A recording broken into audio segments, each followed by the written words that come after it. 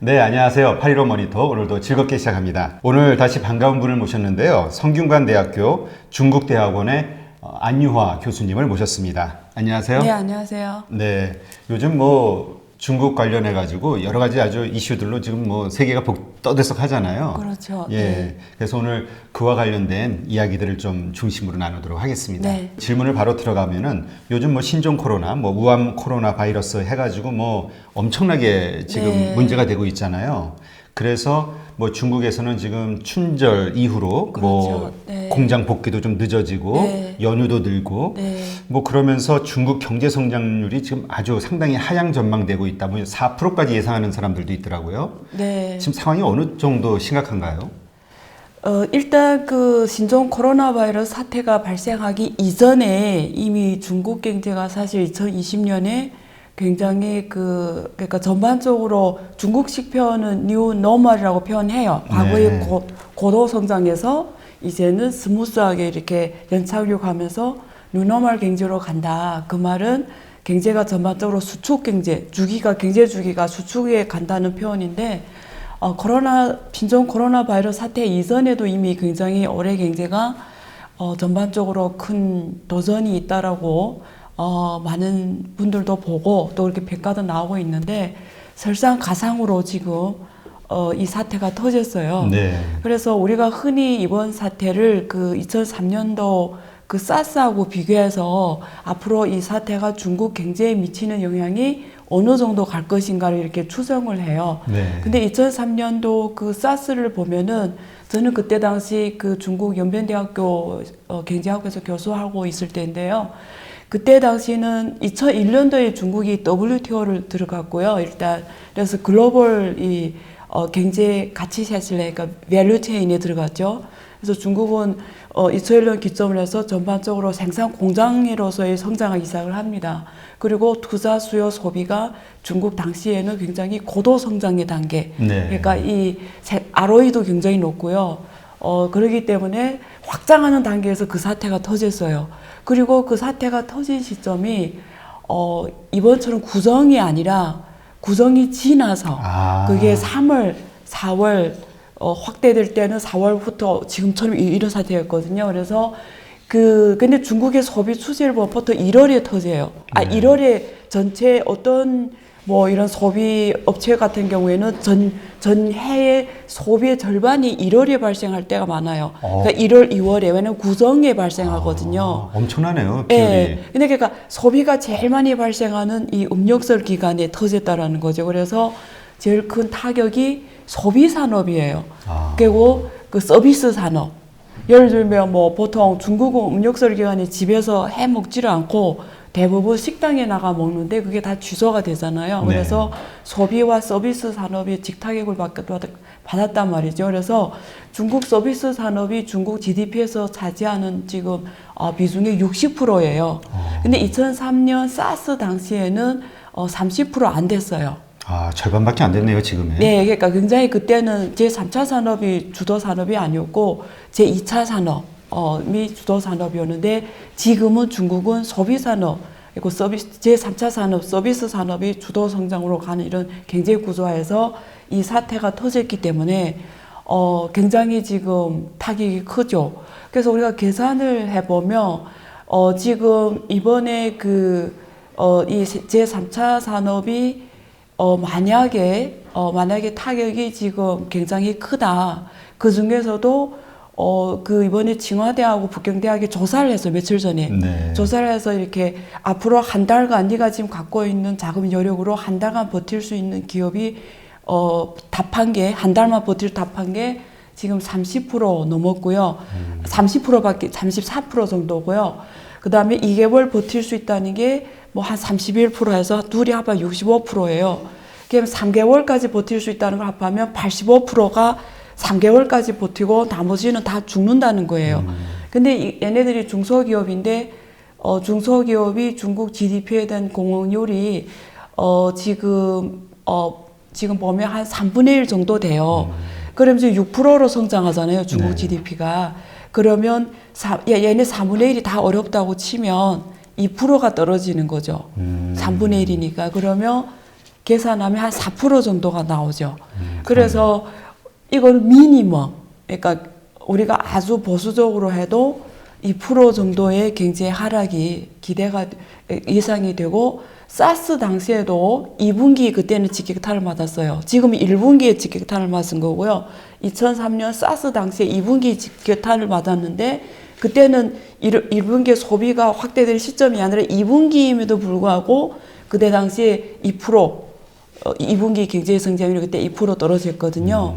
그래서 그때가 2%인데 지금 그때는 중국 경제가 확장하는 단계에서 터졌고 또 소비가 집중된 1분기 아니라 2분기에 터졌음에도 불구하고 2%가 그때 2분기에 GDP가 떨어졌잖아요. 그러면 지금은 경제가 수축하는 떨어지는 단계에서 또 이 일이 터졌기 때문에 이게 연쇄 반응이 일어나거든요. 네. 왜냐면 이게 레버리지를 활용한 업체들은 못 견디거든요. 그렇죠. 이게. 그러면 그게 또 거기다 돈 빌려준 자금들이 또 터지고 하기 때문에 미니멈 2%라고 보면 1분기에 4% 나와도 이거는 중국 통계국에서 발표한 데이터를 기반으로 합니다. 실제 네. 얼마냐를 떠나서요. 네.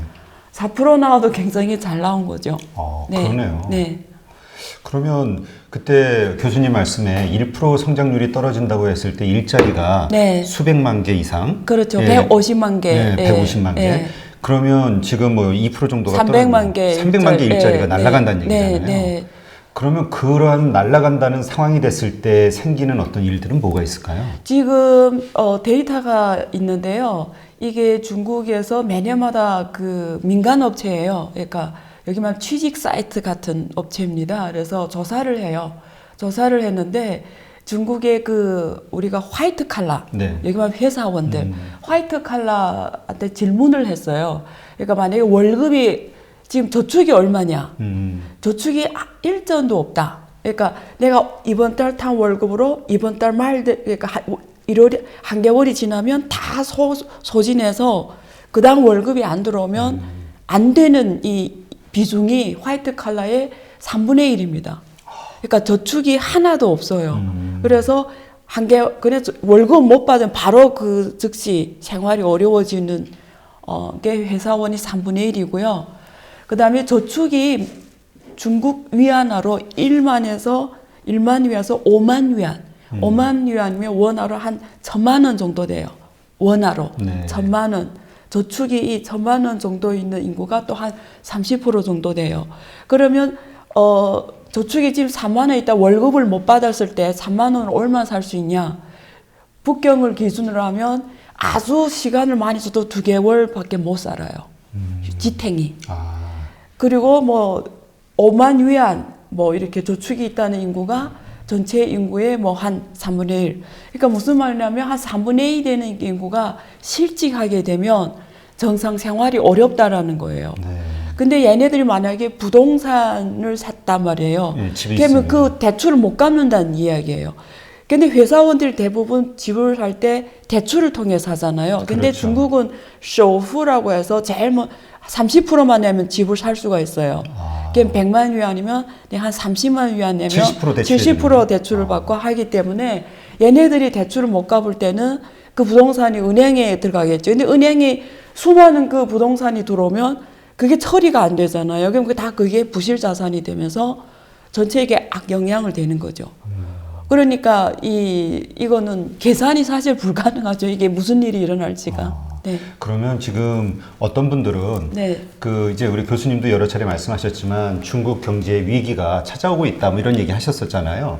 이게 그 트리거가 될 것이다라고 얘기하시는 분도 있는데 그 정도로 그 영향을 줄 수 있는 상황인가요? 저는 그렇게 봐요. 이유가 뭐냐면 오늘부터 중국 정부가 공장 가동을 다 시작하라 했어요. 이게 그 중국의 그 중난산이라는 과학 원사, 그러니까 중국에서 제일 높은 이 연구학자를 지칭할 때 쓴 게 원사 이렇게 표현하는데 의료 분야에서는 이 중난산이라는 이 사람이 권위적이에요. 네. 근데 이름을 날린 이유가 2003년도에 그 사스 극복할 당시 때문에 좀 이름을 날려서 중국에서 중난산이라는 사람의 판단을 의거를 해요. 네. 근데 이 사람이 그때 음력설 전에 그때 1월 24일인가 23일인가 할 때 앞으로 잠복기가 14일이라고 해서 계산을 하면 사실은 2월 초에 2월 2나 3 때 2월 3일에 복귀를 했어야 되는데 후에 또 다시 100명 고쳐요. 네. 아니다. 더 가야 된다 해서 그게 일주일을 더 눌러서 지금 2월 10일 오늘부터는 전체 복귀를 하는 걸로 돼 있어요. 그래서 중국 정부가 지금 오늘부터 다 복귀를 해라 이렇게 나간 거예요. 근데 이게 문제가 뭐냐면 사실 중국에서 이 사태가 정확하게 어느 정도인지 지금 통계 숫자로 보면은 오늘 기준으로 하면은 4만 명 넘게 확진자가 나왔고 네. 사망자가 900명이 넘었어요. 네. 근데 이 통계는 아직 정확한 통계가 아니에요. 이유가 간단해요. 중국도 지금 도대체 얼마인지를 몰라요. 왜냐면 그 전에 이미 무한을 떠난 사람들, 그 사람 다 잠재적 이 바이러스 감염자들인데 그 사람들 거기서 막 활동을 했잖아요. 근데 활동을 했는데 그 사람들이 이렇게 적시적으로 이렇게 관리 대상에 들어갔냐 못 들어갔다라는 거예요. 왜냐하면 중국이 지금 의료시설이 부족하기 때문에 그게 이 사람들을 이렇게 관리에 딱 들어가서 통계 잡고 그 사람 조청한 게 누구냐 이게 다 안 되는 거예요 지금. 그러겠네요. 그렇기 때문에 도대체 환자 몇 명이고 그 환자들이 얼마나 밖에 있고 그 사람 누구를 또 접촉해서 그 사람들 이게 지금 통계가 안 되기 때문에 이 사람들 잠복기가 또 있잖아요 14일. 그렇죠. 그래서 그거 하면은 다른 또 중국의 왕원사라고 계시는데 지난번에 CCTV 인터뷰에서 사실 2월 말 정도 돼야 그러니까 아무도 정확하게 이게 변곡점을 모른다.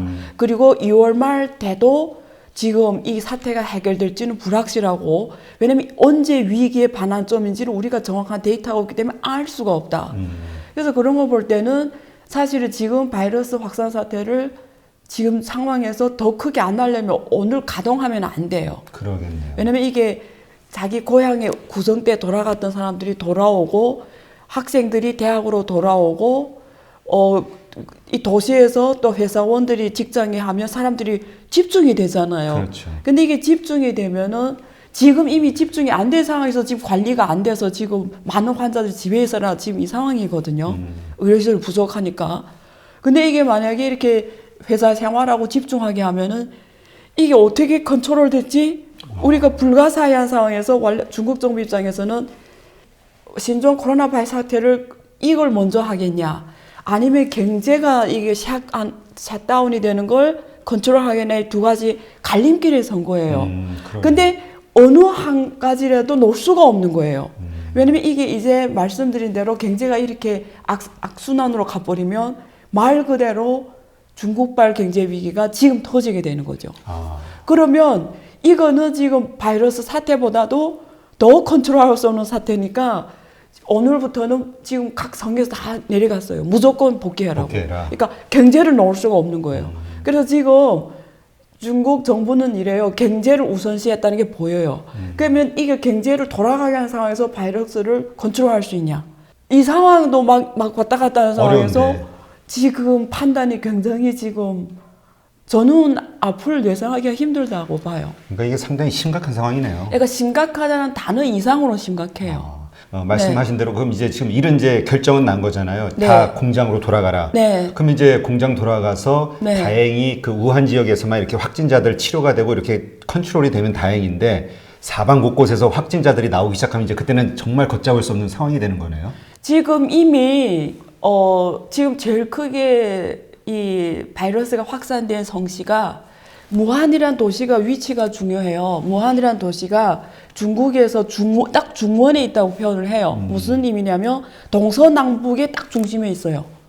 그러다 보니까 남쪽 가기도 가깝고 북쪽 가기도 가깝고 동쪽 서쪽 다 그게 딱 무한이에요. 그러다 보니까 무한이란 도시가 전국 각 지역에서 이 노동자들이 왔어요. 첫 번째 우리가 흔히 농민공이라고 하는데 농민공 아니더라도 여기에는 전국 각 지역의 회사원들도 많아요. 두 번째 홍콩이나 대만 그다음에 이 절강성 포함해서 상해나 광동성 이런 발달 중국의 연해도 산동성 연해도시의 간부급 매니지먼트 사람들이 제일 많이 가는 게 또 우한이에요. 홍콩, 대만 포함해서요. 거기가 외상 투자 기업도 되게 많아요. 외국 기업. 그러니까 글로벌 500대 기업이 다 있고요. 중국의 500대 기업이 거기 다 있고요. 그다음에 그러니까 매니지먼트 사람들도 대만, 홍콩, 상해, 절강, 광동 다 거기 갔어요. 그러니까 그 사람들이 이번에 구성을 하면서 자기 고향으로 갔단 말이에요. 네. 그게 절강성 이게 이번에 직다객을 받았어요. 제일 그래요. 많은 게 절강성, 원조, 온주라는 도시예요. 그래서 온주가 우한 다음에 직격탄을 받은 도시가 됐어요. 그래서 지금 절강성의 많은 도시가 지금 폐쇄를 했어요. 항주, 명파, 뭐 타이저우 뭐 이런데 지금 이번에 지금 상해도 곧 뭐 한다는 소식이 이미 나왔고요. 지금 심천, 광주 이미 다 도시봉쇄에 들어갔어요. 그러니까 무슨 말이냐면 무한에서 시작이 됐지만 거기에 그 영향, 이 산업의 이 가치 사슬链이 밸류체인이 다 거기에 있기 때문에 그게 주변 연해 도시로 인류가 이렇게 사람들이 흐름이 그쪽으로 가면서 거기 지금 중재 지역이 된 거죠. 그래서 거기가 지금 도시가 하나하나 지금 폐쇄되기 시작하는데 광주 같은 일선 도시, 결국 지금 상해, 이제 북경까지 일선 도시가 폐쇄되면 중국의 일선 도시와 연해 도시가 중국 경제에서 차지하는 비중이 50%예요. GDP 50%는 중국이 31개 성시가 있지만 실제는 연해 도시하고요. 특히 일선 도시 얘네들이 50%를 해요. 그러면 얘네가 중재 지역이며 중국 경제의 절반은 못 따라간다는 이야기하고 똑같아요. 그렇기 때문에 근데 지금 문제는 정확하게 파악하고 있냐가 더 중요해요. 그렇죠. 지금 데이터도 믿을 수가 없다고 하니까. 믿을 수 없다는 표현은 조금 중국 정부의 악의적인데 그런 걸 떠나서 중국 정부가 파악하고 싶어도 파악하기가 힘들다라는 거예요. 환경 자체가 어렵다. 네. 한국은 인구가 다 합해서 5천 한 뭐 30만, 50만 명이잖아요. 호북성만. 지금 호북성. 무한이 있는 호북성만 상주 인구가 5,300만이 넘거든요. 산동성 같은 데는 인구가 1억이에요. 그러면 그 구성 기간에 사람들이 평상시 같으면 한 4, 5명이 움직여요. 이번에 적게 움직인 게 한 2.5억 명 정도예요. 적게 움직인 게. 이것 때문에. 네. 그러니까 그리고 이번에 그 구성 전에 이미 우한시가 인구가 한 1,100만 명이 되는데 550만 명이 나갔거든요. 이미. 절반 이상이 나갔네. 막기 전에. 근데 그게 대부분은 주변 도시하고 연해 도시로 나간 거예요. 이제 말씀드린 그 사람들인 거예요. 근데 그 사람들이 그 중에 한 명이 있다면 그 사람 자기 모르고 나갔단 말이에요. 그럼 그 사람이 마음대로 활동했을 거 아니에요. 버스 그렇죠. 타고 기차 타고 지하철. 그럼 그 주변에 또 다 전복기. 근데 이걸 어떻게 파악하냐고요. 그 사람 친척이 누구다 이러면 파악할 수는 있잖아요. 그렇죠. 내가 어디서 밥 먹었다, 내가 어디 거주했다. 근데 그 사람이 이동하는 데에 같이 버스 탔던 사람들 그 중에 한 명이 걸려있으면 그 사람이 이게 그러니까 중국 정부의 뭐 이런 진실성을 떠나서 현실적으로 정확한 파악하기가. 데이터 파악이 너무 어렵죠. 그러면 지금 중국 상황은 정말 심각한 경제 위기가 이미 시작됐다고 볼 수 있는 거네요. 이걸 이제 어떻게 해결하느냐, 해결 못하느냐에 따라서 정말 더 그렇죠. 파국으로 가냐 안 가냐가 결정될 제일 뿐이지. 중요한 거는 미니멈, 그러니까 우리가 양보를 해서 정말 양보를 해서 4월 초 이전에는 해결이 돼야 돼요. 4월 초까지. 네. 더 시간을 줘도 4월 중순이에요. 중순. 그래도 이미 힘도 앞에서 이제 말씀드렸잖아요. 이미 3분의 1 기업들이 한 개월 못 버틴다. 그러면 65%가 2개월 못 버틴다. 그게 벌써 2월 3월이잖아요. 네. 그래서 지금 그 데이터 변화를 봐야 되는데 문제는 이 데이터를 지금 WHO도 데이터가 없잖아요. 정확한 데이터. 그러니까 사실 이게 처음 나온 질병이라 그런 거죠. 신종 코로나 바이러스는 바이러스가.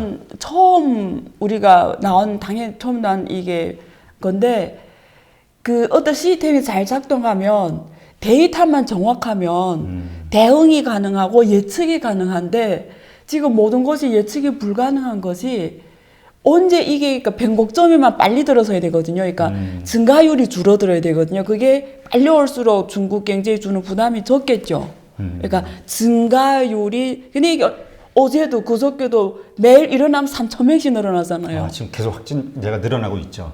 아니 뭐 100명이 늘어나는 게 아니라 3,000명 넘게 늘어난다고요. 심각한 거죠. 근데 더 웃기는 거는 이게 확진자 수만 늘어나는 거지 그 의심 환자는 지금 그게 검사제가 없어서 못하는 환자들이 얼마나 많은지를 모르는 거예요. 제가 지인한테 통화를 해봤는데 이렇대요. 예를 들면 내가 지금 의심 환자예요. 그래서 내가 검사하고 싶은 거예요. 그러면 거기서 집에서 기다려라 이러는 거예요. 근데 그게 일주일이 지나도 내가 검사 받는다 보장이 없는 거예요. 지금 막 기침하고 열이 나는데도 일주일이 지났는데도 검사 못 받는다고요. 인력이라든가 이런 게 부족하니까. 검사제가 제일 부족하대요. 아, 검사제가. 그러니까 검사를 못 하는 거예요. 근데 지금 증상으로 봐서는 똑같은 거예요. 그러니까 이런 데이터가 얼마인지, 그러니까 지금 데이터가 발표된 게 확진자만 나오거든요. 결국 사망자가. 근데 이거 정확성을 떠나서 답이 안 보이는 거예요. 정말 심각한 상황이네요. 그러니까 예측이 불가능해요. 데이터가 없기 때문에.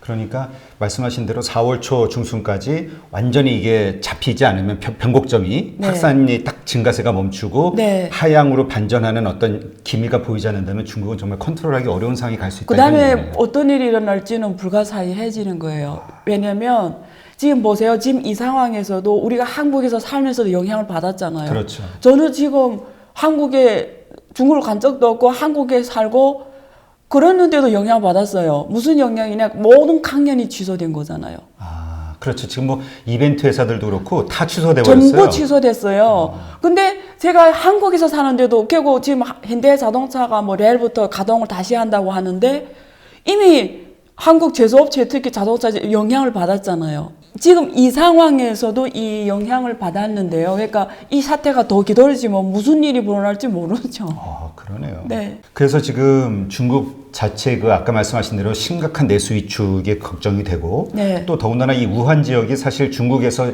집중적으로 키우고 있는 반도체 생산 지역의 네. 중심지라고 그렇게 하더라고요. 네. 그래서 이제 관련 산업들의 피해가 엄청날 것이다.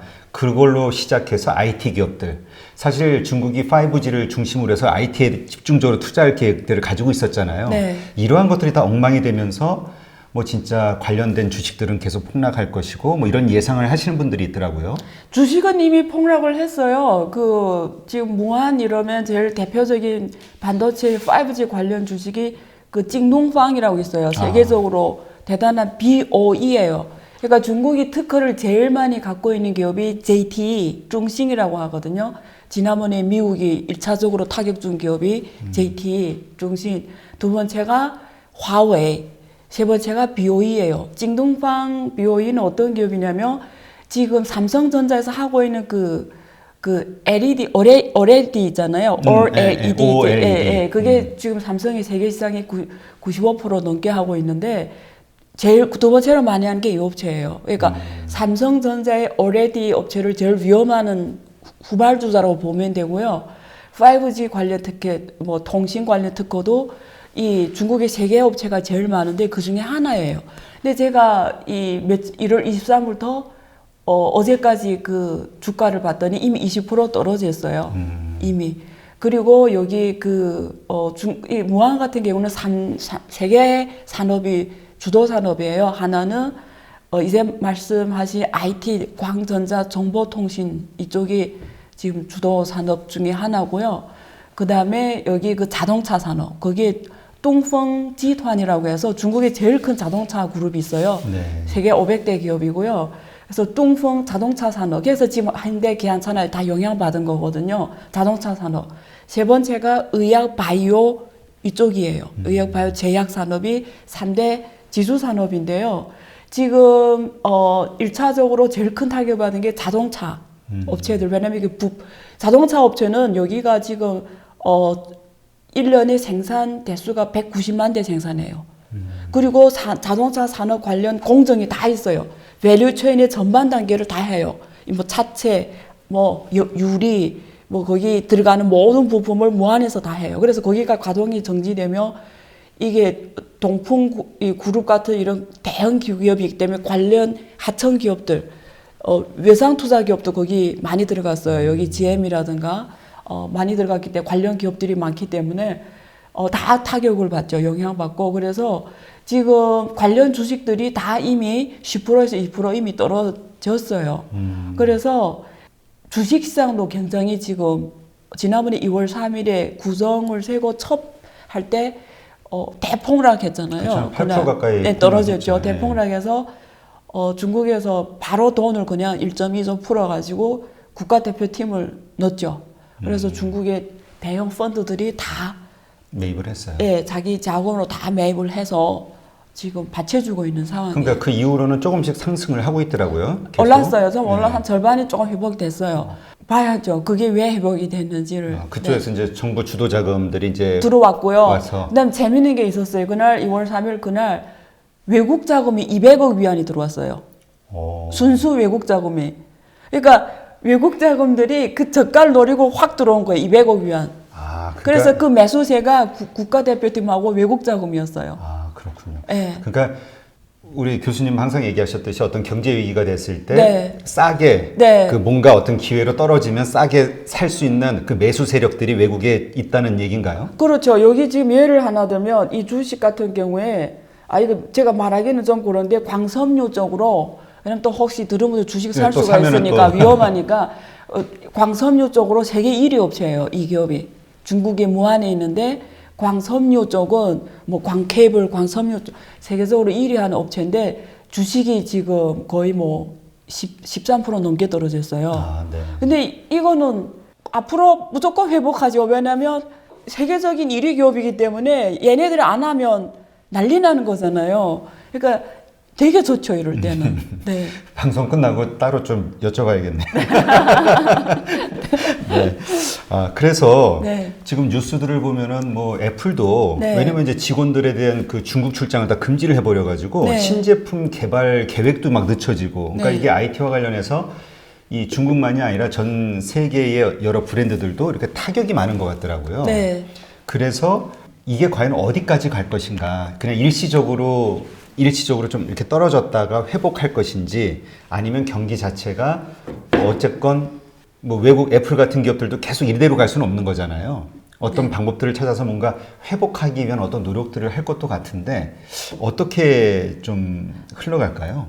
그 애플은 사실 3월에 신상품 출시한다고 했어요. 네. 근데 그게 차질이 지금 발생했어요. 왜냐면 무안에 있는 그 부품 공장이 생산이 안 되면서 지금 힘들어졌거든요. 그래서 아마 3월이 힘들 것 같아요. 그래서 이미 지금 힘들어졌고요.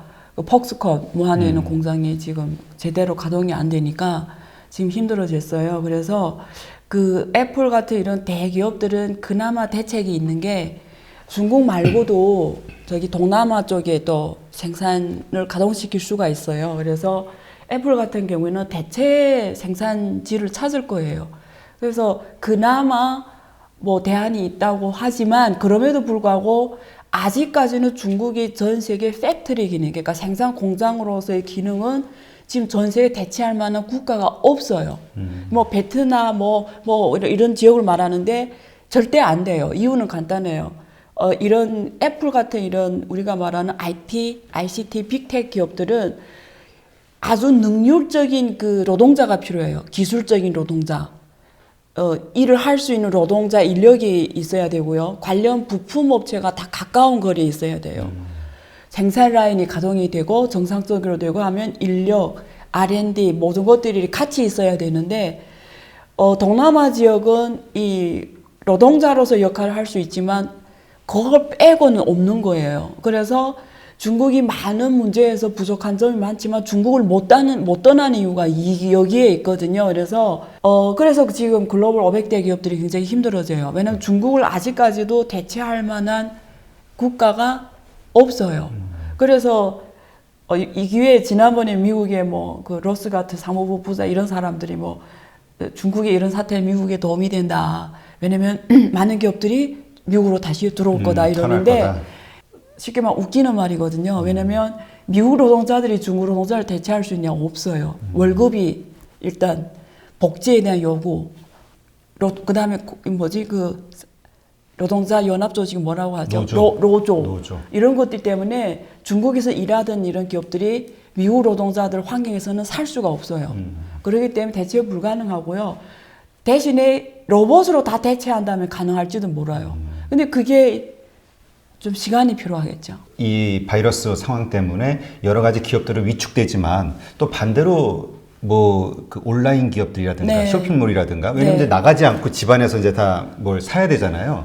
이런 쪽은 또 그리고 집안에서 있다 보니까 시간을 보내야 되는 엔터테인먼트가 됐든 이런 쪽으로는 뭐 좋을 것이다라는 이야기도 있더라고요. 그렇죠. 그 지금 저의 사례를 봐도 지금 대학에서 그 개강을 늦췄잖아요. 네. 3월 22일로 늦췄어요. 그러면 개학은 정상적이면 3월 1일부터 해야 되는데 24일 놓치면 그 1주와 2주 수업이 없어지면 또 안 되거든요. 이게 수업에 차질이 발생하니까 지금 다 온라인 교육으로 돌렸어요. 그래서 우리 교수들이 뭐 지금처럼 이렇게 스스로 제작을 해야 돼요.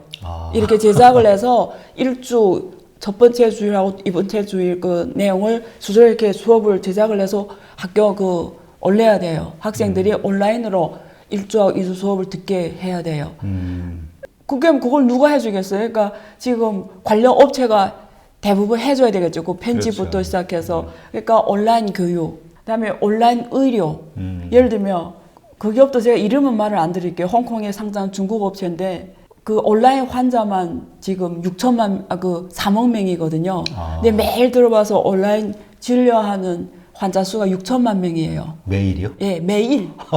근데 환자 수가 3억 명이에요, 회원 수가. 이야, 근데 엄청나네요. 매일 들어와서 그러니까 예를 들면 이번 이 사태로 병원을 못 오게 해요. 그렇죠. 사람들 많이가 있는 데는. 지금 지금 이번에 내가 아까 말씀드린 대로 내가 지금 내가 걸렸다. 근데 병원 가게 싶은데 오지 말라는 거예요. 왜 지금 그 수많은 사람 몰려오면 병원이 더 바이러스 확산 집중 지역이 되니까 그렇죠. 중국 정부에서 병원 오지 마. 일단 집에 있어라. 자가격리 하거든요. 기다려라. 일단 내가 전화할 때까지 기다려. 이러니까 그러면 지금 무슨 상황 벌어지겠어요? 온라인 의료, 온라인 진료. 지금 한국에서도 뭐 어떤 앱을 배포한다고 그러잖아요. 그럼 앱 개발 회사들, 온라인 교육, 온라인 영화, 온라인 관련된 모든 산업들은 중국은 지금 온라인 인구가 이 모바일 온라인 인구가 10억 명이 넘어요. 네. 그러면 뭐 답이 나오죠. 근데 여기에 또 이 온라인 산업이 발전되면 그게 인프라로 해줘야 되는 산업들이 걔네를 더 크게 성장해요. 그게 클라우드 컴퓨팅 같은. 네. 예를 들면 한국은 나라가 크지 않아서 인구가 뭐 5천만 명이니까 예를 들면 여기 무슨 홈쇼핑, 온라인 쇼핑 그래 들어가자마자 5천만 명이 접속하잖아요. 근데 중국은 하루에 그 15명이 동시 접속한다고 생각해 보세요. 그걸 처리할 수 있는 한국의 클라우드 컴퓨팅 업체 있을 것 같아요? 없죠. 없어요. 못 해봤기 때문에 못 해요. 그러니까 이 기회에 한국 업체나 한국 기업들은 시사점을 받아야 돼요. 미래의 성장이 어디에 있는지를.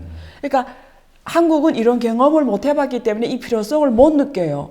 근데 이런 생각해 보세요. 중국에 있는 사람들이 밖에 지금 못 나가고 핸드폰으로 한국에 있는 뭐 사이트에 있는 예를 들면 화장품을 내가 산다. 그럼 10억 명이 동시에 접속해서 산다고 가정해 봅시다. 그럼 한국의 그 사이트가 10억 명 데이터를 처리할 수 있을 것 같아요? 못 해요. 다운되죠. 못 해요. 그러니까 이 기회에 한국 같은 나라는 이게 흐름을 읽어야 돼요. 그래서 이게 사이트만 개설해야 되는 게 그 처리 능력이 있어야 돼요. 빅데이터 처리 능력. 그래서 빅데이터, AI, 클라우드 컴퓨팅, 사물 인터넷, IoT. 왜냐면 사람하고 접촉이 이제는 깊이가 되니까 이제는 다 IoT로 하는 거죠.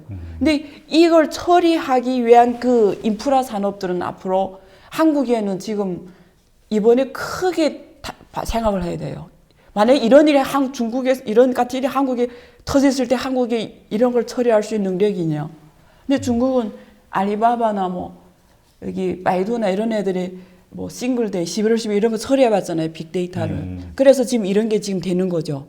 만약에 준비가 없었으면 더 난리 날 수 있어요. 온라인으로도 주문이 다 다운되고 하면 그렇죠. 사람들을 못 나가게 하지. 이것도 안 되지만 중국에 무슨 일이 일어났을 것 같아요. 폭동이 일어나죠. 다행히 그동안 이런 빅데이터를 처리한 업체들이 경험이 계속 중국의 온라인 정사상 거래가 발전했기 때문에 그나마 지금 이러고 있는 거죠.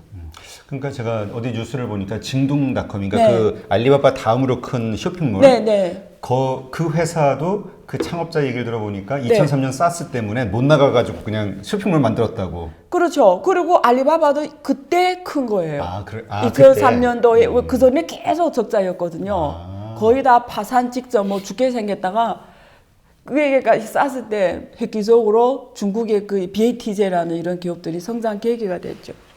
그 항상 모든 일에는 그 밝은 곳이 있으면 또 어두운 곳이 있고 어두운 곳이 있으면 밝은 곳이 있는데 이번 기회를 보면서 저도 우리가 눈에 보이는 어떤 산업만이 아니라 이 문화와 관련된 근데 갈수록 이제 이러한 질병이라든가 이런 것들이 더 많이 생길 것 같아요. 미래학자들의 얘기도 그렇고 그렇다면은 정말 이런 집 안에서 처리할 수 있는 이런 관련된 산업들도 우리가 주의 깊이 봐야겠구나라는 생각이 들더라고요. 되게 좋은 질문이고요. 그러니까 우리는 이 사태에서 우리한테 더 중요한 거는 지금 이 신종 코로나 바이러스 사태가 어떻게 해결되냐, 이게 언제까지가 이거 더 중요한 게 있어요. 중국에서 신종 코로나 바이러스 사태 발생 before, after이 어떤 변화가 있냐가 읽는 게 더 중요해요.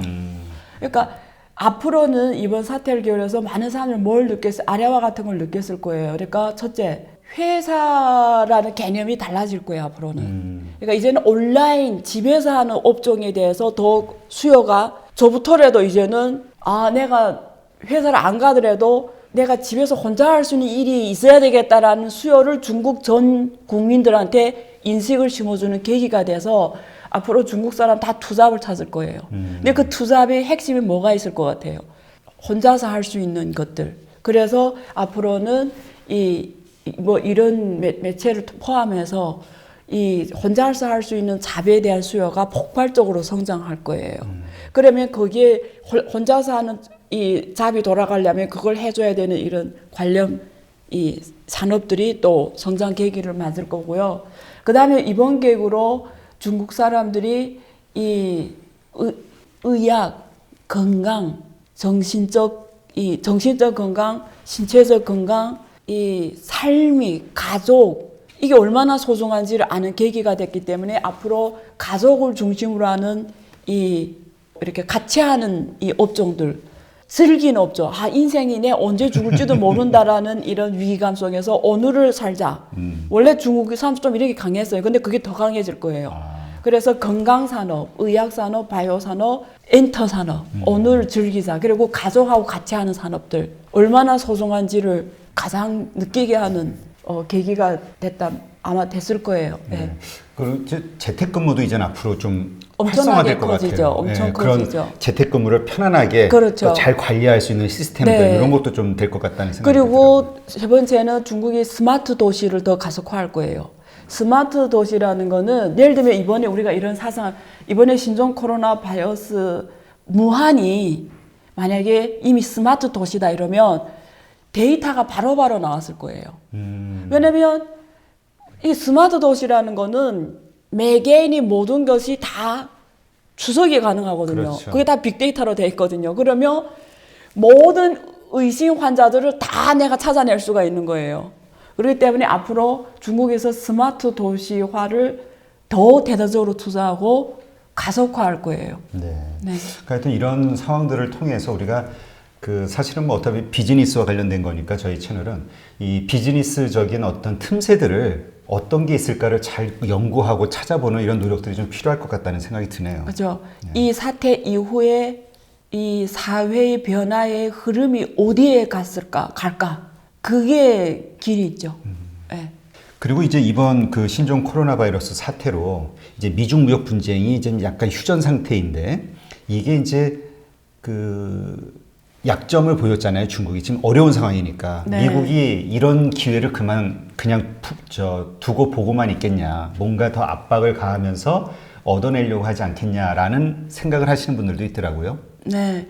트럼프가 전화를 했잖아요. 네. 시진핑하고 통화를 했어요. 내용이 뭐냐면, 트럼프가 어쨌든 어떤 인사말이 될 수도 있지만, 중국 당국에서 잘 대처하고 있는 것 같다.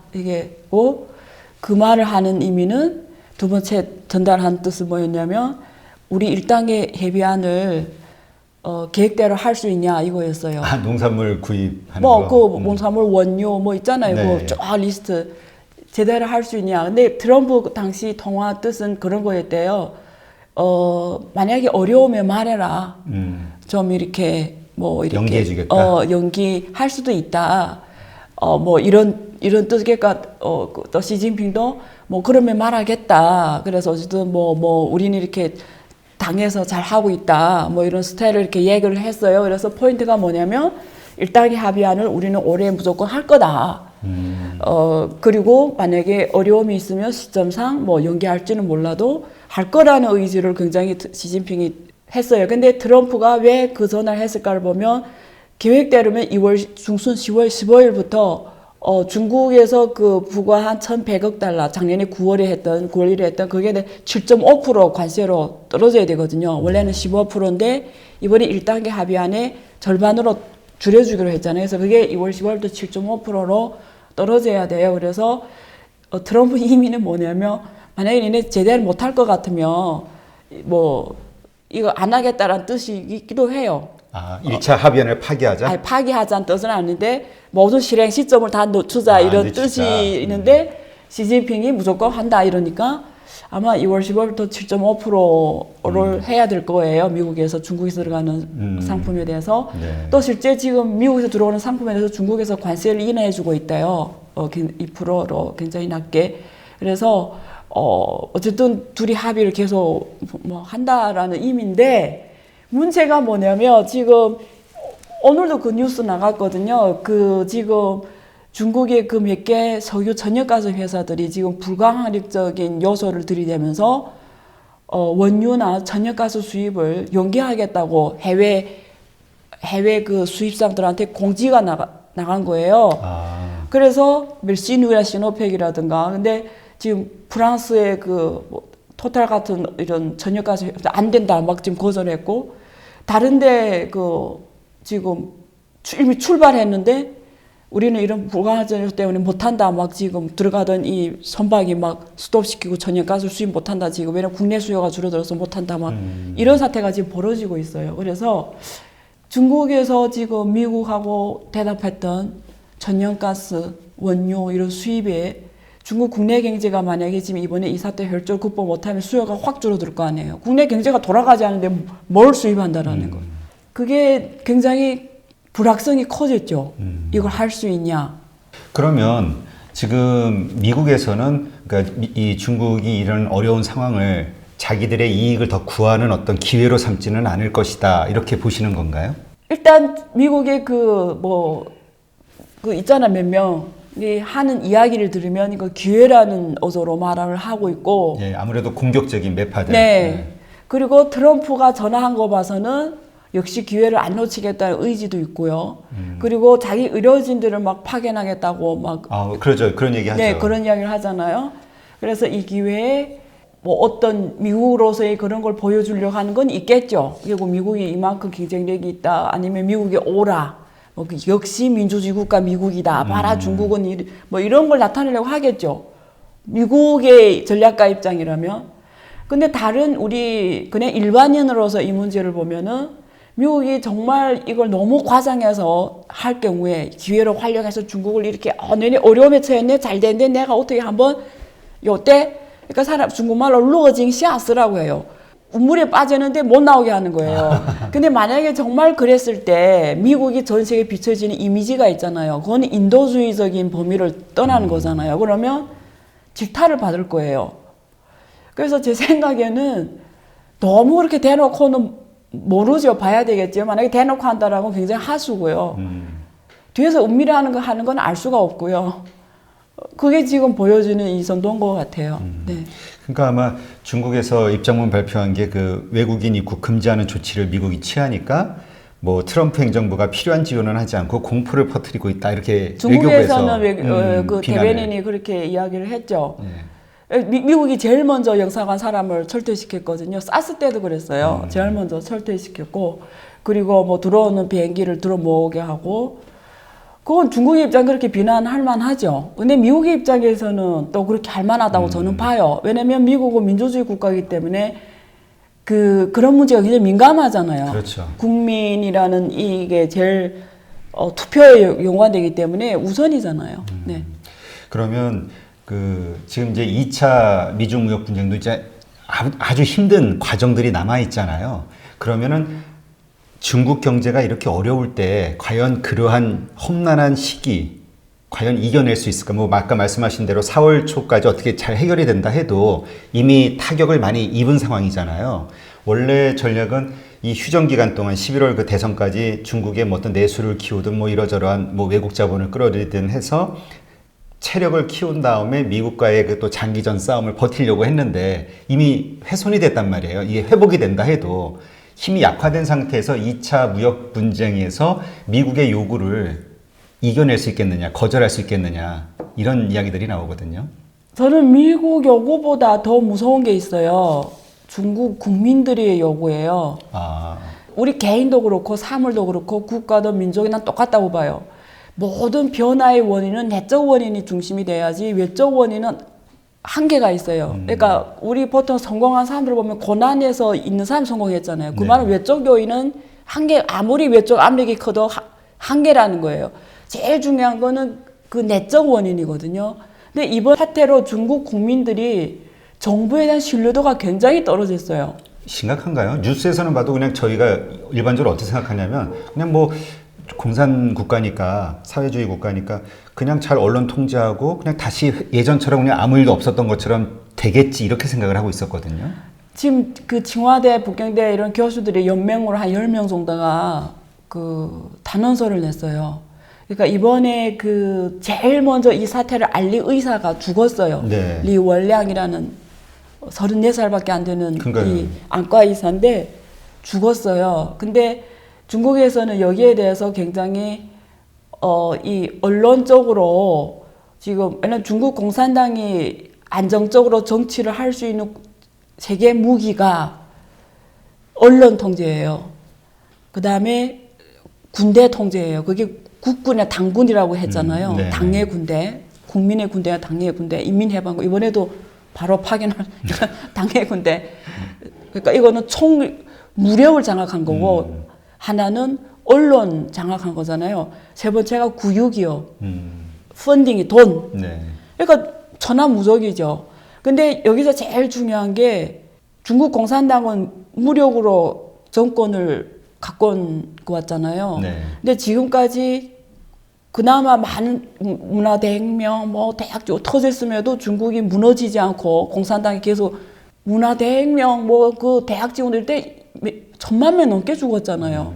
근데 정권을 유지했다라는 게 불가사의한 일이잖아요. 그렇죠. 민주주의 국가는 1,000만 명 넘으면 어떻게 정권 유지해요? 어휴, 큰일 나죠. 근데 무슨 말이냐면 그래도 유지했다는 건 뭐냐면 언론을 장악했기 때문에 그렇거든요. 근데 언론이 무너지면 무너지는 거예요. 막 무너지는 거예요. 그러니까 언론을 통제하냐 못하냐가 중국 공산당의 가장 중요한 무기인데 이번에 그 리월량이 주면서 중국 민심이 굉장히 요동쳤어요. 네. 그래서 그 사망 시점도 원래 9시 반에 이미 저는 잘 모르는데 그냥 이렇게 들어보면 근데 그게 조금 설득력이 있는 게 9시 반에 이미 죽었대요. 아, 근데 그걸 못 나가게 했다면 9시 반에 사람들 정신이 다 집에서 안 잘 때잖아요. 그렇죠. 근데 이렇게 죽었다는 소식이 나가버리면 그게 지금 다 이걸로 하잖아요. 그렇죠. 외채수를 뭐 하니까 서로 막 얘기하면서 확 터지죠. 그러니까 계속 근거 없는 얘기예요. 그냥 근데 누가 말하는 말이 좀 되는 것 같아서 근데 그냥 생각해보면 맞을 수도 있다. 왜냐면 계속 살려라 이랬대요. 아. 그래서 사망 시점을 새벽 2시 반으로 했다는 거예요. 아, 근데 2시 반에는 사람 다 잘 때잖아요. 그렇죠. 그럼 이게 왔다 갔다 안 할 때잖아요. 그러면 그게 이 언론의 힘이 뭐 여론의 힘이 떨어지는 거예요. 그러니까 무슨 말을 하냐면 이게 맞는지 안 맞는지 떠나서 무슨 뜻을 전달하려고 하냐면 그처럼 중국 공산당이 언론 통제에 강하다는 이야기를 하는 거예요. 그만큼 중요해요. 그래서 지금 이번에 단원서를 낸 내용이 뭐냐면 이 사람이 2월 6일에 죽었어요. 2월 6일을 언론 자유날로 정하자. 아, 그다음 또 어떤 이들은 누군가는 또 하이센스창 있잖아요. 화냥 하이센스창 그 시장에서 폭발했잖아요. 이 사건이. 네. 거기를 다 부셔버리고 광장을 해서 기념탑을 세우자. 이 사태를 잊어먹지 말게 뭐 이런 무슨 말 이런 요구가 공개적으로 나오는 거예요. 근데 옛날에는 그게 불가사의한 거잖아요. 어려웠던 가능하지 않았는데. 네, 근데 무슨 뜻이냐면 이제는 사람들이 지금까지는 공산당 정부와 중국 이 국민들, 중국 인민들이라고 표현하잖아요. 인민들이 서로가 위너였어요. 윈윈. 나도 좋고 너도 좋고. 그러니까 공산당에 대해서 반기를 들 이유가 없었어요. 근데 이번 신종 코로나 사태만 봐도 인민들은 루저인 거예요. 그렇죠. 피해자들이니까. 예. 근데 앞으로 경제가 안 좋아졌어요.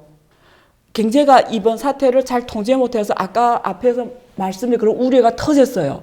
그러니까 막 실업 인구가 막 2천만 명씩 나오고 주변이 다 뭐 하나거나 다 실업하고 앞으로 내 뭐 살지도 모르고 맨날 집에서 이러면 무슨 일이 터질 것 같아요. 그러니까 이제는 사람들이 마음이 너가 위너고 나는 루저라고 할 때는 가만히 안 있는 거죠.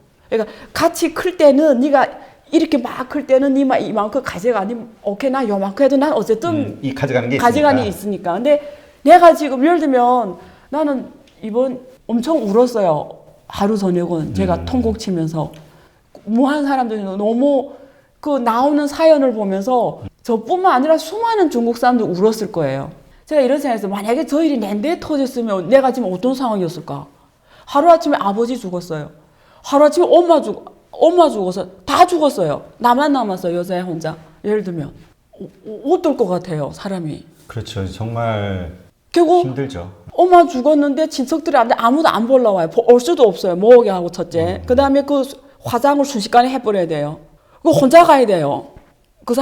내 엄마인데 엄마가 혼자 화장 시체가 그러니까 이런 일이 터진다고 생각해요. 자기한테. 처음에는 엄청나게 슬프다가 나중에 화가 어마어마하게 날 것 같은데. 그러니까 나하고 상관이 없을 때는 근데 지금 이게 만약에 이 사태가 계속 간다. 지금 사망자 수가 900명이라고 하는데 900명이나 다 퀘천이잖아요. 근데 그렇죠. 이걸 제 숫자를 말하면 언론 통제가 안 될 것 같아요. 그래서 사회 안정 때문에도 데이터 관리가 필요하거든요, 사실. 근데 이게 내 옆에서 한두 명이 하나 건너씩 다 뭐 이런 일이다 하면 하여튼 무슨 일이 일어날지 모르죠. 왜냐면 중국 헌법에도 시위, 집회 이게 다 자유라고 돼 있어요. 헌법에 이미 35조에 네. 중국 국민은 집회의 자유가 있다, 시위의 자유가 있다, 뭐 이런 자유가 있다 이런 게 있어요. 그러니까 지금 중국 현상에도 시위하거나 집회하거나 어떤 이게 다 자유라는 거예요. 일단 헌법에는. 근데 그 실제로는 안 되잖아요. 근데 해도 헌법 위반이 아니기 때문에 해도 되는 거예요 원래는. 근데 되고 안 되고를 떠나서 사람들이 내가 다 루저라고 생각했을 때는 그런 일이 폭동으로 일어날 수가 있죠. 그럴 수 있다. 그래서 이번 사태가 정말 심각해요. 그러니까 이런 미국이 이런 건 다 떠나서 격가지네. 미국과의 미중 무역 지금 문제는. 그건 지금 문제가 아니고 내부 관리를 지금 아마 중국 정부가 제일 신경 쓰는 게 이거예요. 쉬쉬쉬쉬한 걸 빨리 없애시켜야 돼요. 이거 빨리 안정해야 돼요. 그래서 언론 관리를 지금 엄청 하고 있거든요. 지금 이제 그런 상황이면 중국 정부는 어떻게 해서든 뭐 진짜 민심을 잡기 관리해야죠. 위해서 네. 이제 뭔가 조치를 취해야 되잖아요. 일단 네. 뭐 첫 번째 경기 부양 대책에서 보면은 어떠한 대책들을 세울 수 있을까요? 이미 지금 지방 성시별로 다 대책이 나오고 있어요. 아, 그래요? 근데 대체로 예를 들면 이런 거예요. 감세. 근데 감세는 이번 신종 코로나 바이러스 사태 이전에 이미 매년마다 감세 정책을 취해왔어요. 작년에도 한 1.3조, 매년마다 한 1.3조, 2조, 3조를 감세를 계속 해왔고요. 그 다음에 이번에 그 타격 받은 업체들, 기업들에 대해서 자금 지원, 그리고 대출 지원, 예를 들면 이자가 만기했으면 연기시킨다, 원리금 연기시키고 뭐 이런. 그리고 이번에 가장 필요한 산업들, 의료, 제약 산업에 대해서는 제일 필요하잖아요. 지원 정책, 투자를 하게 대출도 막 엄청 싸게 해서 투자 확대를 하게 하고. 그러니까 부양해야 되는 이번 사태를 통해서 중국은 이런 산업이 엄청 필요하네. 거기에 대해서는 엄청난 부양 정책.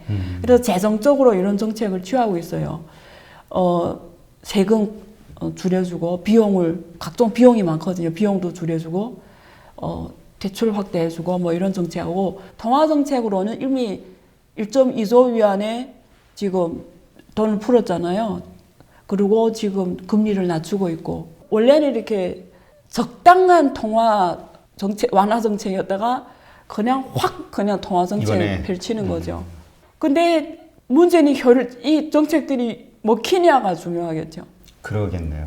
사실 근데 뉴스를 보면은 외국에서는 뭐 네. 한국만 해도 중국 정부의 경기 부양책에 대한 기대감으로 또 관련된 산업들이 또 주가가 오르고 이런 게 있더라고요. 그런 게 위험해요. 그러니까 지금 자금들이 있잖아요.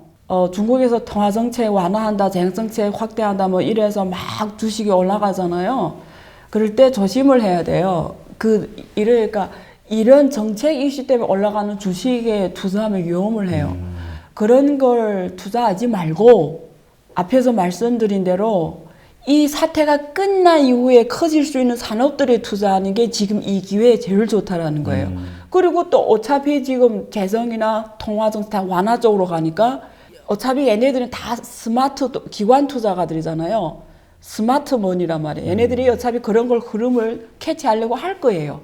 그러면 내가 먼저 거기가 있으면 관련 산업들이 더 오래 갈 수가 있는 거죠. 근데 그냥 무조건 뭐 돈을 푼다. 이래서 다 올라가는 건 아니거든요. 오히려 위험하죠. 네. 그러면 지금 아까 이제 이미 중국 정부의 경기부양책가 나온 거잖아요. 네. 그거 가지고 그러나 이제 교수님 생각에는 그것이 과연 시장에서 얼만큼 효과적으로 먹힐 네. 것이냐에 대한 의문을 가지고 계신 거네요. 네. 저는 지금 당혹스러운 게 뭐냐면 정확한 데이터를 몰라서 당혹스러워요. 결국 들어가고 나갈 수가 없잖아요. 거기를 현장으로 갈 수가 그렇죠. 없잖아요. 왜냐면 가면은 샘플을 보면 답이 나오거든요. 지금 예측이 제가 경제 영향이라든가 영향의 데이터가 예상이 안 되는 게 이 데이터가 없으니까 예상이 안 되는 거예요. 왜냐면 이게 데이터가 있어야 이 사람 한 명이 전파할 수 있는 사람을 곱해가지고 총 데이터가 나오잖아요. 그렇죠. 근데 그게가 지금 안 나오는 거죠. 네. 그러니까 이게 정말 말씀을 이렇게 들을수록 이게 중국 정부에서 정말 어떻게든 수습하지 않으면 정말 심각한 우리가 정말 상상하지 못할 상황들이 앞으로 막 발생이 될 수도 있겠구나라는 생각이 드네요. 혹시 그 공포를 느껴보셨어요? 이 전염병 확산에 따른 공포 느껴보신 적 없죠? 저는 없어요. 저는 있어요. 왜 사스 때. 사스 때. 그러면 확 가슴에 닿는 게 뭐냐면 집에만 있게 돼요. 첫째. 나가려도 안 나가요.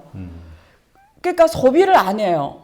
이게 직타격이잖아요. 그렇죠. 두 번째, 투자를 안 하게 심리가 죽어버리는 거예요. 투자 심리, 소비 심리. 근데 경제는 심리잖아요. 네. 게임이 뭐 할 말이 없는 거죠, 사실은. 네, 뭐 투자하려고 기업들 입장에서는 생각했던 거 다 취소하겠네요. 못하죠.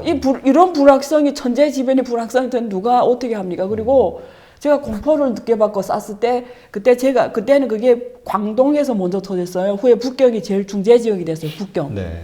근데 그때 제가 연길에 있었는데 누가 한 명이 들어왔대요. 사스 환자 택시를 타고 어디를 갔다라는 게 연길에 쫙 퍼진 거예요. 근데 저는 맨날 택시 타고 다니는 사람이어서 어떤 증상이 오냐면 안 걸렸는데도 딱 똑같은 증상이 와요. 내가 실제 사스 환자 아닌데도 그 사스 증상이 스스로 느낀다고요. 그러니까 괜히 아픈 것 같고 똑같이 온다고요. 불안하니까. 예를 들면 이번에도 신종 코로나 사태 터졌다라면 첫째 기침 나고 발열 나고 뭐 이런다잖아요. 그러면 내가 진짜 공포감이면 어떤 상황이 벌어지냐면 내가 그 증상을 느끼는 거예요. 실제 아닌데 그게 오는 거예요. 그 그렇죠. 느낌이. 그걸 제가 느껴서 알아요. 너무 무서워요. 그러니까 그러한 심리적 요인들 때문에 지금 중국 정부에서 경기부양책을 내놓는 것들 뭐 사실 엄청나게 쏟아놓은 거잖아요. 말씀대로라면. 근데 그게 만약 먹히지 않는다면 효과가 없다면 증시는 국가팀이 들어가서 뭐 지수가 얼마까지 못 들어오게 할 수는 있겠죠. 근데 예를 들면 아까 앞에서 우리가 분석했던 그 한 달도 못 버틴다는 기업들. 네. 그 기업들이 정확한 데이터를 갖고 있냐. 걔네들이 빨리 버티게 돈 내줘야 되잖아요. 지금 하이딜러 있잖아요. 지금 그 하이딜러 알죠? 중국의 제일 큰 샤브샤브 업체. 상장했어요. 네네네. 그 하이딜러 예, 상장했거든요. 걔네들이 중국 전 지역에 550개가 있어요. 근데 이 하이딜러가 하루에 8천만 위안씩 손해를 본대요. 지금요? 네. 하루에 8천만 위안. 그러면 10일이면 8억 위안이거든요. 그럼 한 달에 30일이면 24억 위안이에요. 워낙 곱하기 200 하면 돈이 나와요. 지금 하이딜러는 자기네가 길게 버텨봤자 3개월 못 버틴대요. 근데 550개 체인점이 있고 직원이 16,000명이 있어요. 근데 얘네 파산한다면 16,000명이 길에 나오는 거잖아요. 그러니까 이런 업체들을 정부에서 대출을 지원해 주든지 현금을 지원해서 해야 될까요? 자금 유동성. 근데 하이딜러는 크니까 알잖아요. 근데 그런 업체에 도대체 얼마 있는지. 아까 말씀하신 대로 30%막 이렇게 되면 네. 엄청난 거죠. 그러니까 이런 거 다 데이터 관리에 들어갔냐 이거예요. 그리고 적시적재적으로 왜냐면 걔네들이 다 중소기업인데 중국 취업 80% 중소기업이에요. 80%. 80%가. 근데 이 중소기업 중에 얼마나 많은 기업들이 이번에 신종 코로나 바이러스 때문에 앞으로 3개월 못 버티냐. 아까 칭화대 북경대 데이터로는 85%잖아요. 지금 네. 85%. 그러니까 그 85%의 적재적소의 정책이 들어가줘야 되는데 지금 이번에 신종 코로나 극복 상태에서도 우왕좌왕 하는데 그걸 데이터를 지금 갖고 해서 정부 관료가 누가 가서 정확하게 그렇게 해주냐 이거죠. 그러니까 정책은 이렇게 쏟겠다 했지만 네. 그것이 기업에게로 실제로 돌아가서 네. 그걸로 작동하냐. 버틸기에는 또 어려울 수도 있다 이 얘기가 되겠네요. 뭐 안 된다고 말한 건 아니고요. 네. 굉장한 도전이죠. 그 역시. 그러니까 쉽지 않다 이 말이죠. 그러니까 저는 말씀을 들으면서 어떤 생각이 드냐면은 결국 이게 뭐 정말 중국 정부의 의도대로 자금 대출이라든가 이런 게 원활하게 잘 된다 해도 네. 결국은 빚이잖아요. 빚이잖아요. 네, 네. 현재 가장 중국의 큰 문제 중에 하나가 기업 부채의 심각성인데 이게 네. 더 심각해지는 거잖아요. 네. 그럼 요 위기가 일단 넘어갔다 쳐도 위험성은 더 커지는 거잖아요. 정말 좋은 질문이에요. 그러니까 지금 중국 기업 부채율이 뭐 GDP 대비 뭐 200%막 이렇게 하잖아요. 근데 이미 이 사건이 안 터져도 이미 지금 새로운 채권을 발행해서 먼저 채권을 갚는 펀지 게임처럼 일이 벌어지고 있는 상황에 이게 터졌다라는 건 이익이 줄어드는 거거든요. 네. 그래서 이번에 아까 말씀드린 북경대치와의 조사 자료에 의하면 이번 이 사태로 지금 기업 이익률이 80% 떨어진다고 답한 비중도 35% 넘어요. 그리고 이익률이 50% 떨어진다고 하는 기업의 데이터까지 합하면 80% 넘는 기업들이 이익이 절반이 없어지는 거예요. 네.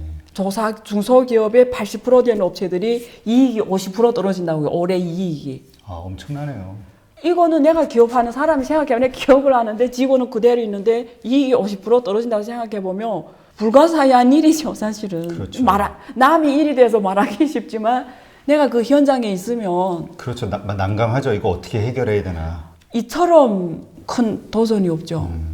그러니까 하여튼 중국은 이번 그 신종 코로나 바이러스 이 상황이 진짜 엄청난 재앙이네요. 이 경제 자체에는. 저는 지금 제일 고통스러운 게 이 재앙인 건 확실함에도 불구하고 예상이 불가능한 거. 그러니까 앞으로 어떻게 네. 물론 사람들은 다 잘 되겠지, 쌌을 때처럼 잡히겠지. 그렇게 생각하는 거예요. 하는데 저는 어쩌면 다행이에요. 왜 그러면 사람 심리는 안 죽잖아요.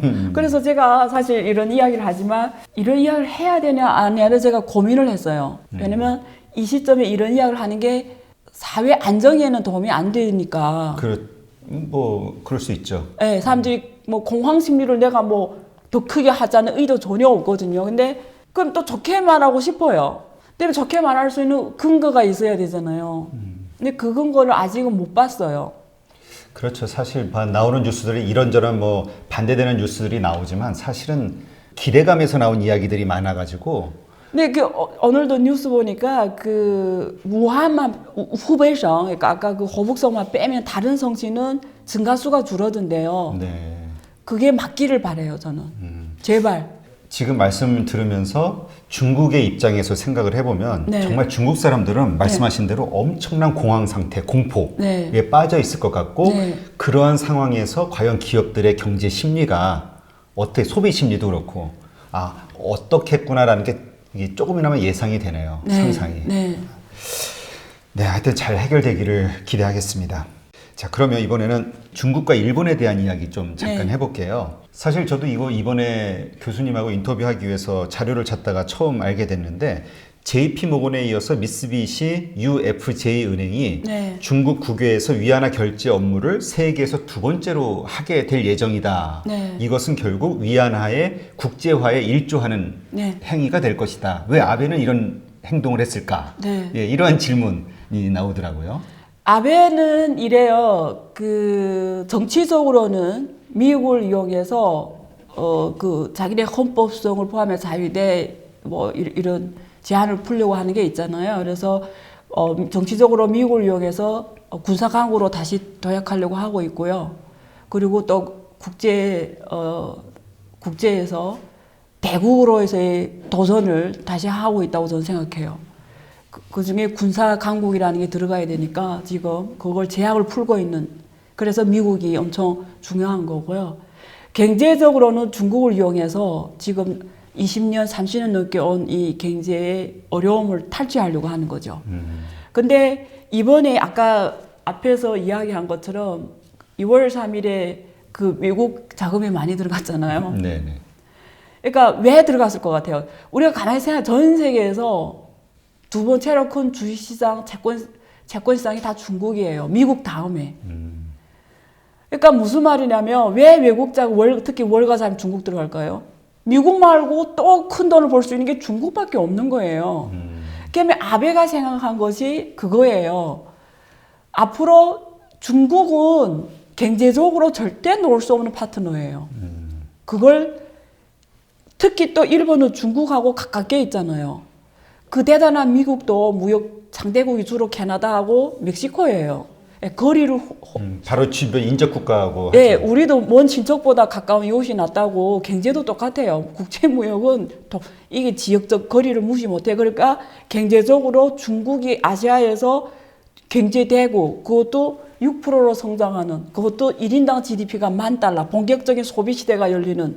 그러니까 소비가 이제 시작인 중국에서 14억 인구에서 그것도 옆에 나라. 그러니까 중국을 경제적으로는 이용을 해서 새로운 또 경제 성장을 만들려고 하죠.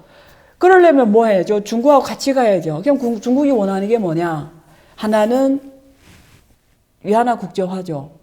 그리고 1대1로가 있죠. 그렇죠. 네, 1대1로는 여러 가지 면에서 중국이 G2 국가로서 위상에 필요한 정치적, 군사적, 경제적으로 필요한 전략이고요. 1대1로 창이라고 표현하지만 이런 일본 같은 신용 있는 국가들이 참여가 필요한 거죠. 그래서 1대1로의 이런 사업들이 일본 기업들이 많이 오기를 원하는 거죠. 근데 일본 기업들이 그 1대1로 사업에 참여하려면 그게 다 수주하는 형태로 돼 있어요. 아, 수주. 중국에서 주는 뭔가 형태로. 일거리를 주고 공사를 주고. 그러면 그 수주에 들어가려면 위안화가 필요하거든요. 중국에서 결제도 중국 위안화를 해줄 테니까. 그러면 일본 기업들이 위안화가 필요할 때 당연히 은행이 그 기능을 해줘야 되잖아요. 그렇다고 중국 은행을 쓸 수는 없잖아요. 네. 그러니까 그 은행 두 개가 제일 먼저 간 거죠. 걔네들이 몰입 빨리 간 거죠. 역시 뒤에 아베가 지원이 아베 지시가 있었겠죠. 근데 1대1로 사업이라든가 중국 내 많은 투자 사업에 같이 하려면 대량의 위안화가 필요하고, 그 위안화를 내가 필요할 때 그때 환전하려면 통화 수합이 필요하죠. 그렇죠. 그래서 통화 수합도 확대한 거고요. 아베가 들어가서. 그러니까요. 네. 2018년 8월 달에 300억 달러 규모의 그 위안화와 통화 수합이 있었더라고요. 네. 사실 2017년에 관계 나빠지면 없어졌다가 2018년에 그 아베가 중국 방문하면서 10배 넘게 확장시켰어요. 그러게요. 원래의 3천억 넘는 엔화 규모에서 사실은 3조 넘게 했죠.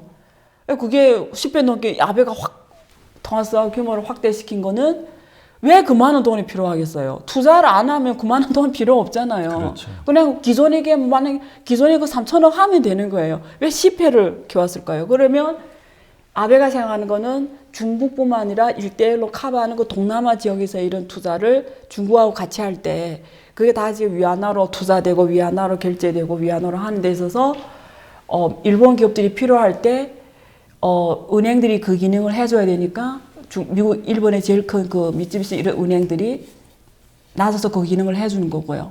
그래서 그런 면이 있고요. 그다음 중국의 측면에서는 일본처럼 엔화가 국제 통화잖아요. 국제 신용이 있는 통화가 위안화하고 수합이 된다라는 거는 위안화의 국제화 신용에 굉장히 큰 도움이 되죠. 그렇죠. 그리고 또 중국 기업들이 일본에 엄청 많이 투자를 해요. 왜냐하면 일본에서 기술을 많이 필요해요, 중국 기업들은. 그래서 일본의 기업들을 많이 인수합병하거나 합자하거나 투자를 많이 할 때 엔화가 필요하거든요. 네. 그런 면에서 또 실물적으로도 필요하고요. 또 이런 정치적으로 국제적으로도 필요하고요. 그러니까 우리가 보통 통화 수합하면은 우리가 어려울 때 네. 했던 거기 때문에 네. 뭔가 위기 상황이 왔을 때 그렇게 생각하죠. 위기를 덜어주는 하나의 안전장치라고 생각이 그렇게 들거든요. 생각하는데 네. 이번에 이 일본과의 통화 수합은 위기뿐만 아니라 경제 협력 확대 때문에 한 부분이 크죠. 근데 이제까지 어떤 생각을 하고 있었냐면 중국과 일본의 그 국민 감정도 그렇고 그 뭔가 좀 그 무슨 센가쿠 열도인가요? 네, 그것 네. 때문에 네. 상당히 안 좋아진 걸로 알고 그게 있었거든요. 2013년이었죠. 그 다음에 이 세가구 열대는 항상 있었던 아, 원래 있었던 거고 항상. 분쟁 문제였고, 그건 독도처럼 어떻게 할 수 있는 아직 단기간에 답을 그것 때문에 협력을 또 늦출 수는 없으니까 그런 부분이 있죠. 그래서 그때까지 저는 예전에 봤던 뉴스 기억이 나는 거는 막 중국 내에서도 네. 일본 불매 운동하고 네. 막 그랬었던 게 기억이 나서 좀 거리가 좀 멀다라고 생각을 했는데 이번에 이렇게 보니까 자료를 보니까 중국과 일본이 지금 되게 가까워지는 노력을 하는 것 같아서 네. 지금 어느 정도로 지금 두 나라의 관계가 근데 요번에 사실 우한 이 문제가 있을 때도 일본이 제일 먼저 네. 중국 외교부에서 얘기할 때 일본을 콕 집어가지고 일본에게 이렇게 지원해줘서 고맙다 이렇게 얘기를 했다고 뉴스에 나오더라고요. 아니요, 외교부에서 발표할 때는 한국이 제일 먼저 말했어요. 아 그래요? 한국 순서가 이래서 한국, 일본 이렇게 나갔어요. 아 그래요? 예. 근데 제일 먼저 한 건 일본이에요. 아 일본에서 먼저. 예. 그리고 지금도 일본 가면은 그 이 일본 거리에 있잖아요. 이 거리에 우한 짜유라고 써 있어요. 간발에 우한 이렇게 써 있어요. 그러니까 화이트 우한에 거리가 쫙 써놨어요. 일본 그 거리마다. 아 그 지자체에서. 예. 그러니까 무슨 말이냐면 이번에 일본 사람들이 굉장히 동작을 빨리 했어요. 지원을 가장 빨리 하고 지금도 일본 국내에서 굉장히 지원 정신적으로나 물질 많이 지원하고 있고 그래서 굉장히 빨랐죠. 그래서 중국 사람들이 일본에 대한 이미지가 굉장히 이 사건 이전에도 이미 관계가 좋아지기 시작했어요. 왜 좋아졌냐면 둘 다 경제적 협력이 필요했던 거예요. 아까 말씀드린 것처럼 아베는 경제적으로 중국이 필요했고 이 미국하고 중국이 무역 분쟁하면서 시진핑은 일본이 필요했죠. 왜냐하면 유럽 국가하고 미국에서 기술을 못 갖고 가게 하잖아요. 뭐 인수합병도 안 된다, 뭐 투자도 안 된다 이러잖아요. 그러면 대체 국가가 필요한데 그게 독일이나 일본이거든요. 근데 유럽이 좀 특히 독일은 미국을 따라가요. 그러니까 일본이 탁 손 잡는 거죠. 일본이 만만치 않잖아요. 지금 일본이 중국에 상당한 경제 협력이 그러니까 투자를 하고 있나요? 일본은 조금 놀라운 나라예요. 일본은 정례로 중국에 대해서 투자를 멈춘 적이 없어요. 그리고 중국에 대한 연구를 계속 확대해 가고 있어요. 연구. 그 연구가 정치적 연구, 지리적 연구, 역사적 연구, 시장 연구, 모든 연구를 포함해서요. 그래서 그런 말도 있어요. 중국에 대한 일본인들이 더 잘한다는 이야기 있을 정도로 일본에는 싱크탱크 기관들이라든가 일본의 학자들이라든가 일본의 국가기관 이런 데서 중국에 대한 연구를 정말 깊이 해요. 예를 들면 일본 은행이다 이러면 중국에 자기 일본 은행 대표를 보내잖아요. 거기는 그 사람이 계속 거기가 있어요. 다른 사람 안 보내요. 아, 한 번 인연을 맺은 사람을 계속 오랫동안. 그러니까 가서 작게 3년 있다면 전문가가 안 되잖아요. 그러니까 거기 그 지역에서 너는 거기서 뼈를 묻어날 정도로 있으라고 해요. 그래야 거기서 네트워크 형성되고 그 중국의 관료들을 아래부터 위까지 다 알게 되고 중국어를 잘하게 되고 중국 문화에 들어가게 되고 진짜 중국을 안다라는 거죠. 근데 가 3년만 있다가 오게 하고 3년만 아무것도 할 수가 없고 인맥도 형성이 안 되고 그렇죠. 중국도 모르고 중국말도 모르고 중국 문화도 모르고 중국 전문가가 될 수 없죠. 중국을 알 수가 없죠. 그래서 일본은 기업도 그렇고 그 정부도 그렇고 정책 신경도 그렇고 중국에 대해서 엄청난 연구와 투자를 해요. 그게 달라요. 정례로 정치적 이슈하고 상관없이 그래요. 네. 그러니까 그렇게 하는 데는 이제 결국 중국 시장의 경제적인 어떤 투자나 이익을 위해서 진출을 위해서 그렇게 하는 거죠. 그렇죠. 그러니까 잘 될 때도 기회가 있고 안 될 때도 기회 있다고 보는 거죠. 그러면 이제 아까 잠깐 말씀하셨지만 그 중국에서는 1대1로라는 걸 통해서 이제 여러 가지 확장 정책을 펼치고 있잖아요. 그 뭐 재고도 활용할 겸 해서. 그런 차원에서 일본은 어느 정도 관여가 돼 있나요? 유럽은 많이 관여가 돼 있다고 얘기를 들었거든요. 1대1로 관해서요. 1대1로 관해서는 사실은 어떻게 되어 있냐면요. 그 일본 기업들이 두 파로 나눴어요. 한국말 하면 극우가 있는 것처럼 일본도 극우가 있어요. 그렇죠. 극우 있죠. 근데 일본 역시 경제적 재벌들이 극우 쪽에 많아요. 네. 근데 아베는 저렇게 나가는데 그쪽 사람들이 협조를 잘 안 해요. 아. 그러니까 아베는 1대1로라든가 위안화 국제화라든가 이런 경제 협력에서 일본 기업들, 일본 경제를 위해서 필요하다고 이야기를 하는데 그 대부분 기업들이 협조를 잘 안 해요. 그래서 좀 적극적이지가 않아요. 근데 또 반대로 이런 뭐 관련 산업들이 있잖아요. 자동차라든가 이런 미래지향적 산업들은 중국이 필요하기 때문에 굳이 아베가 그러지 않아도 적극적으로 가요. 연구하고. 네. 그래서 좀 양쪽이 다 있어요. 근데 지금까지는 일본이 뭐 1대1로 관련돼서 뭐 이렇게 내놓을 만한 사례라든가 그런 것들이 아직은 뭐 그렇게 뚜렷이 보이진 않아요. 제가 조사는 안 해봐서 정확하진 않아요. 근데 뭐 이렇게 눈에 닿을 정도로 그런 뭐 대표적인 사례라든가 이런 거는 뭐 앞으로 우리가 찾아봐야 되겠지만 아직은 잘 모르겠지만 그 아까 앞에서 그 두 개 은행이 있잖아요. UFC나 이런 은행들은 앞으로 제3국에서 협력을 적극적으로 하려고 하더라고요. 그러니까 일본이 직접적으로 관여하는 것보다 그렇게 네. 결제 은행을 만들어 놓고 네. 해외 사업들에서 네. 네. 뭔가 네. 협력하려고. 네, 플랫폼으로서 같이 역할을 하려고 하더라고요. 네. 왜냐면 국제로 나갔을 때는 중국의 신용보다 그래도 일본의 신용이 좀 더 낮잖아요. 그래서 그런 면에서 경쟁력이 있죠, 사실은. 네. 네. 그러니까 하여튼 이렇게 보면은 어쨌든 참 중국하고 한국하고 일본하고의 관계는 참 어떻게 말로 표현하기가 힘들 정도로 가까웠다 멀었다 서로가 필요하면서도 또 애증 관계도 있고. 그냥 이렇게 보면 될 것 같아요. 그게 뭐 한중일뿐만 아니라 뭐 유럽도 그렇고 미국도 그렇고 전 세계 똑같은 게 뭐냐면 우리가 국가 간의 관계에서는 영원한 적도 영원한 친구도 없어요. 그렇죠. 이걸 꼭 기억해야 돼요. 그러니까 국가는 누구를 무조건 믿어도 안 되고요. 어느 나라를 무조건 적으로 생각해도 안 돼요. 그게 지혜로운 생각이거든요. 네, 그렇죠. 네. 항상 뭐 환경은 바뀌는 거고. 네. 예. 네, 오늘 안유아 교수님을 모시고 중국에서 발생한 그 신종 코로나 바이러스로 인한 여러 가지 경제 상황들에 대해서 말씀을 들었습니다. 말씀을 들으면서 정말 저게 빨리 인류애적인 측면에서도 빨리 뭔가 좀 진정이 되기를 네, 바라는 그래야죠. 마음이 생기고요.